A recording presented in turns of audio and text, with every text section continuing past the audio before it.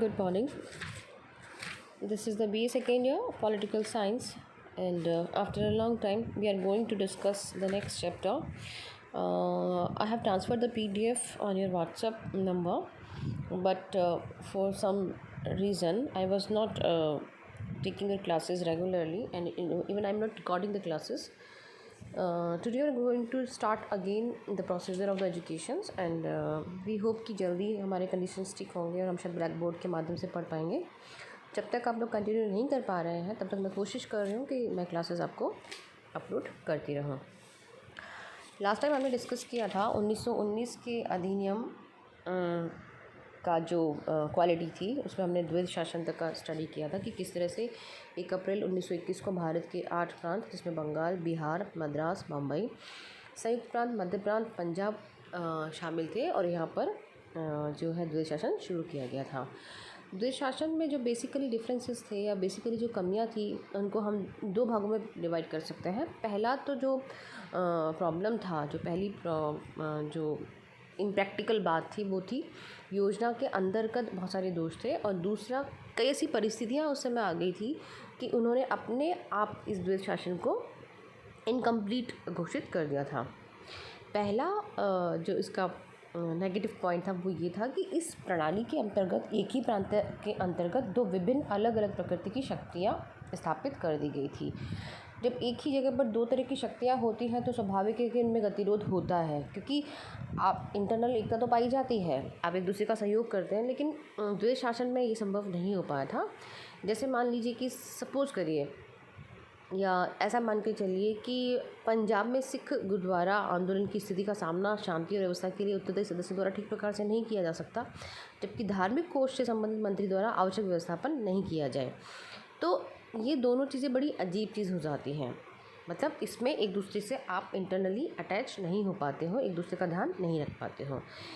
Reginald crack ने कहा है कि द्वैध शासन एक प्रकार की वर्ण संकर व्यवस्था है जो कभी भी सफल नहीं हो सकती थी, क्योंकि किसी भी देश अथवा प्रांत के शासन का संचालन दो पृथक एवं स्वतंत्र मंत्रिमंडलों द्वारा स्वतंत्रपूर्वक नहीं किया जा सकता।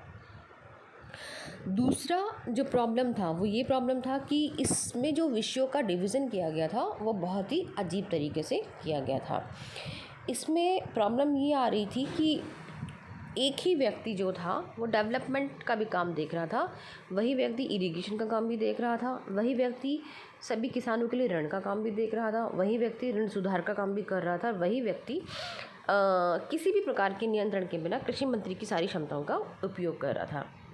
जब एक ही व्यक्ति के पास में हम सारे कामों का जो है रिस्पॉन्स दे देते हैं तो हम समझ सकते हैं कि वो व्यक्ति जो है किसी भी एक काम को सही ढंग से नहीं कर पाता।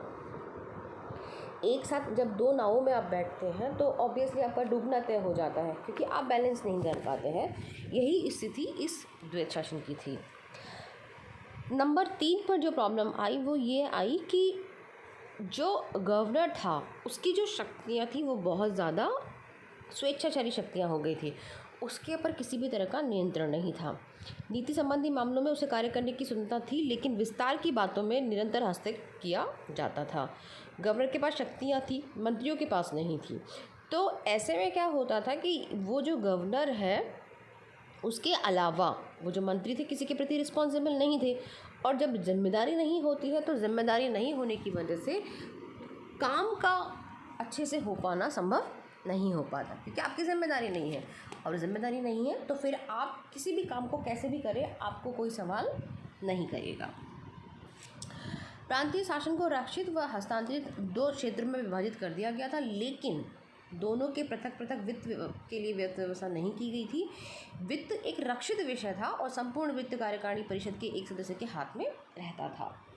जैसे मिस्टर चिंतामणि ने कहा है कि वित्त सदस्य निश्चित रूप से यह चाहता था कि हस्तांतरित विभागों को अपनी ज़रूरत का धन प्राप्त होने के पहले उसके रक्षित विभागों की सारी आवश्यकताएं कंप्लीट हो जाए। अब देखिए सब्जेक्ट 2 है, हस्तांतरित और रक्षित। वो क्या चाहता था कि पहले मेरे हस्तांतरित जो सब्जेक्ट है उसकी जो बेसिक लाइबिलिटीज़ है मनी से संबंधित वो कंप्लीट हो जाए, उसके बाद चाहे धन बचे या नहीं बचे। इसका मतलब रक्षित, हस्तांतरित और जो बीच का है समवर्ती जो विषय है तीनों के लिए फंड कहाँ से आएगा, कैसे आएगा, कौन उसको यूज़ करेगा, कौन कैसे से मिसयूज़ करेगा, इसकी बात इसमें नहीं की गई थी। अगला जो नेगेटिव पॉइंट था वो ये था कि मंत्रियों की जो सेवाएं थी उस पर किसी भी तरह का नियंत्रण वहाँ नहीं रखा गया। प्रॉब्लम ये आई थी कि जो मंत्री थे उनके अधीन जो प्रमुख होते थे वो आईसीएस से आते थे। आईसीएस का मतलब होता है भारतीय नागरिक सेवा से, वो उसके मेंबर होते थे। 1919 के अधिनियम के अधीन इन सेवाओं के अधिकारों और प्राधिकारों की रक्षा करना गवर्नर का कर्तव्य बताया गया, लेकिन स्थायी पदाधिकारियों की नियुक्ति, उनका स्थानांतरण, उनकी पदोन्नति पर गवर्नर का नियंत्रण होता था, न कि उस मंत्री का जिसके अधीन में वो कार्य करते हैं। ऐसे में जो उत्तरदायी शासन है उसकी व्यवस्था हो पाएगी ऐसा संभव नहीं हो पाया, क्योंकि मंत्रियों और नागरिक सेवाओं के सदस्यों में से किसी भी प्रकार का मतभेद यदि होता है तो नागरिक सेवा के सदस्य मंत्रियों की अवहेलना करके उच्चतर अधिकारियों की सहायता से अपनी ही बात को मनवाते थे। ऐसे में हुआ कि मंत्री के लिए दुखदायी और अपमानजनक बात यह और भी हो गई कि उसका जो अधीनस्थ था उसके निर्णय के विरुद्ध जाकर के गवर्नर को अपील करने की पावर रखता था। इस द्वैध शासन में सामूहिक उत्तरदायित्व का बिल्कुल अभाव रहा, क्योंकि जो गवर्नर है मंत्रियों को किसी भी दलीय आधार पर नियुक्ति नहीं करता था। मंत्री एक दल के नहीं होते थे। इस प्रकार से एक दल की व्यवस्था नहीं होने के कारण जो संयुक्त रिस्पॉन्सिबिलिटीज़ है, जो संयुक्त एक उत्तरदायी है, वो यहाँ पर नहीं हो पाया। परस्पर मंत्रियों में इस प्रकार के विवाद जनता के सम्मुख उनका सम्मान कम करते थे, व्यवस्थापिका में उनको निर्बल करते थे और उन्हें पूर्णतः गवर्नर और उनके नामजद गुट की दया पर छोड़ देते थे।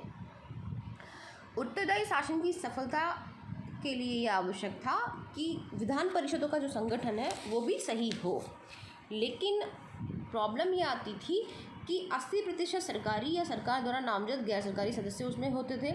जो सदस्य निर्वाचित थे वे भी विशेष हितों के प्रतिनिधि होते थे और उनसे भी किसी प्रकार से उनमें से भी जो लोग थे वो सरकार को प्रसन्न करने में लगे रहते थे। इस कारण से ये हुआ कि विधान परिषद की इस दोषपूर्ण रचना के कारण विधान परिषदों में मंत्रियों की अपेक्षा गवर्नर को ही अधिक प्रभाव प्राप्त होता था।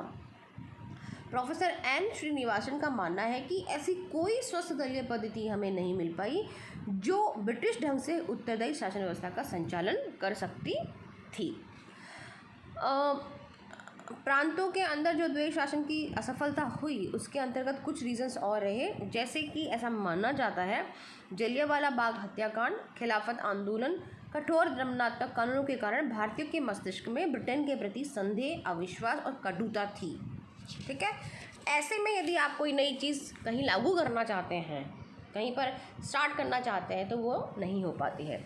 दूसरी बात, तत्कालीन समय की जो आर्थिक दुर्दशा थी, मैस्टन पंचाट था, इस वजह से भी भारत में है जो द्वैध शासन रनिंग करने में हमें दिक्कत आई, क्योंकि सभी प्रांतों में जो अनुदान दिया जाना था केंद्र के द्वारा वो नहीं हो पाया, क्योंकि हम आर्थिक रूप से पीछे आ गए थे। भारतीय बाजारों में मंदी का दौर था।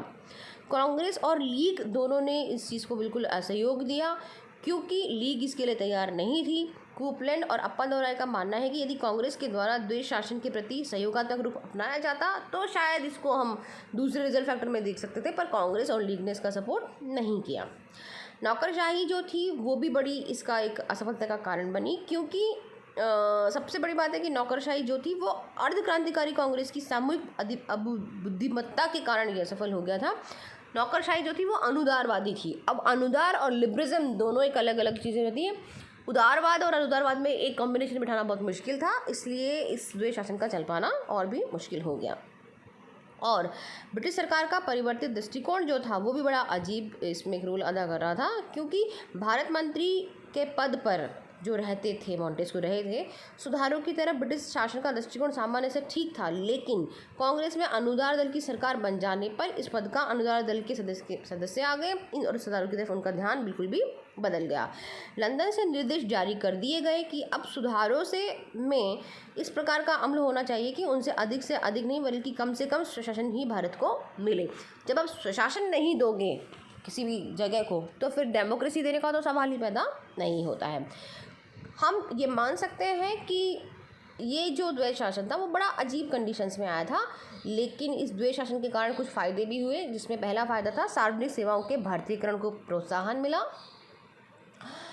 अनेक जो अंग्रेज अधिकारी थे भारतीय मंत्रियों के अधीन कार्य करने के लिए तैयार नहीं थे, वो भारत से चले गए। ऐसी स्थिति में भारतीयों को नियुक्त किया गया।